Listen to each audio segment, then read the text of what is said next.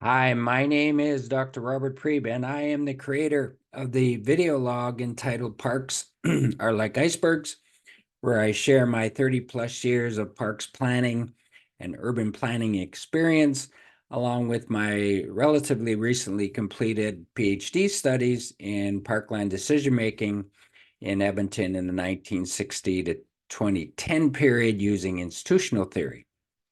So today's topic is ethics and planners.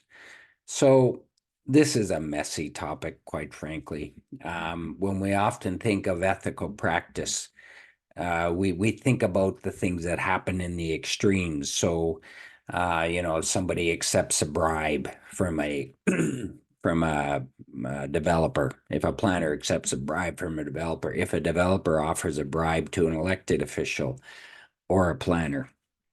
Those are all things that are easy to discern that, that's a no-go zone. There's no question. But our planning world is very nuanced. There are multiple and competing needs in our cities today. Our cities are growing faster than ever before, particularly in Alberta. They are more pluralistic in terms of needs than ever before. We have things like climate change, social disorder, affordable housing. We have long-standing relationships with Indigenous people that are in need of repair. So there's all kinds of things that are impacting cities today and include policy and land use change processes that are helmed or managed by planners. So coming up with definitive answers about what is ethical practice and unethical practice is not as easy as it would seem.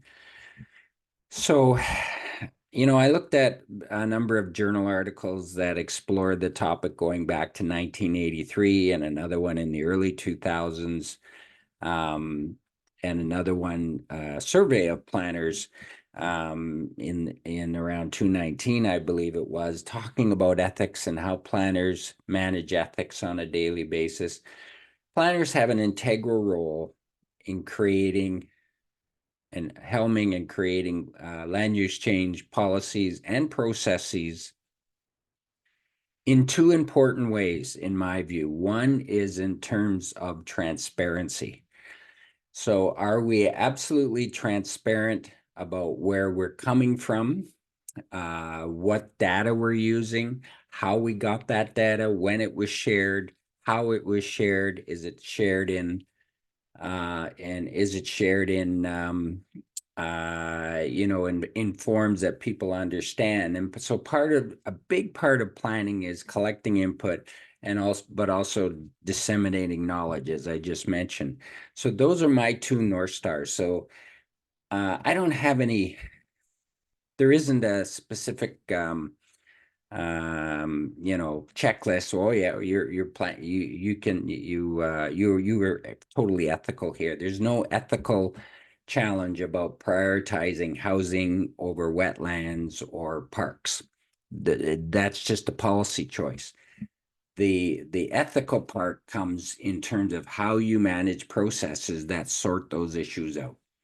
So I've written some notes below about the three or four different authors that talk about ethics, and I encourage you to read it. I encourage you to spread my vlog to other people. This is my last vlog before Christmas, so I want to wish you Merry Christmas, Happy New Year. Special shout out to some of my former planning students at the University of Alberta. Um, I would love to hear from you, so feel free to send me a note, and I hope you look next time you see a release from my blog. Thank you.